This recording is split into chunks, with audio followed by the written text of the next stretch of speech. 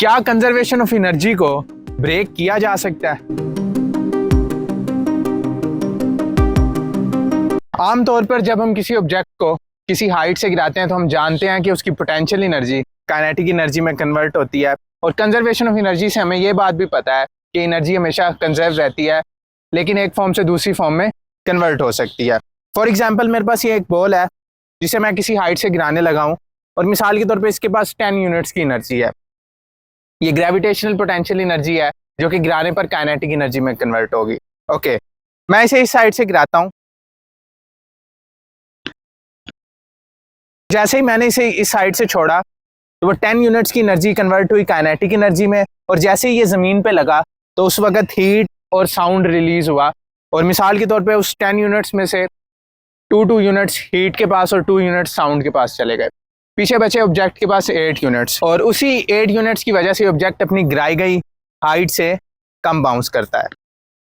Okay, यानी real life cases में आप जब किसी ऑब्जेक्ट को किसी हाइट से गिराते हैं तो वो दूसरी फॉर्म्स ऑफ एनर्जीज में अपनी एनर्जीज को लॉस्ट कर देता है, जिसकी वजह से वो अपनी गिराई गई हाइट तक बाउंस नहीं कर सकता। यानी अगर हमारे पास आइडियल केस हो जिसमें एनर्जी हीट या साउंड या किसी भी और फॉर्म्स में लॉस्ट ना हो, तब ऑब्जेक्ट अपनी गिराई गई हाइट तक ही वापस आ सकता है।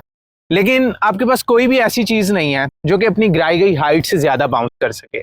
यानी कोई भी चीज़ कम से कम ऐसी तो एग्जिस्ट नहीं करती जो कि अपनी गिराई गई हाइट से ज़्यादा बाउंस कर सके, राइट? लेकिन अगर मैं आपसे कहूँ कि ये बात झूठ है, इस ऑब्जेक्ट को देखें ज़रा।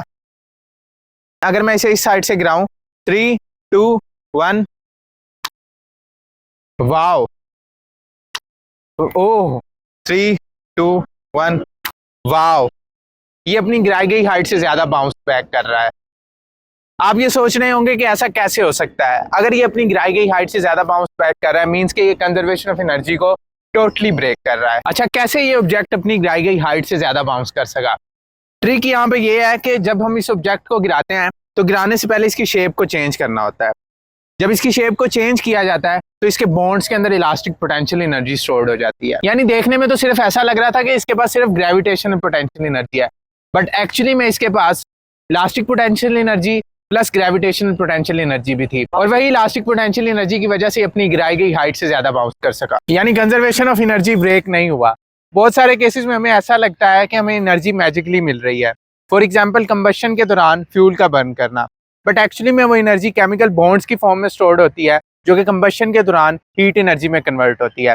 और न्यूक्लियर एक्सप्लोजन में भी हम जानते ही हैं कि मैस है जो एनर्जी में कन्वर्ट होता है। कंजर्वेशन ऑफ एनर्जी अगर किसी भी केस में ब्रेक नहीं करता तो इस क्वेश्चन का आंसर देने की कोशिश करें।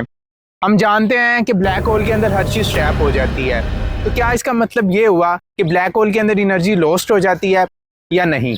आप इस सवाल का जवाब कमेंट सेक्शन में दे सकते हैं।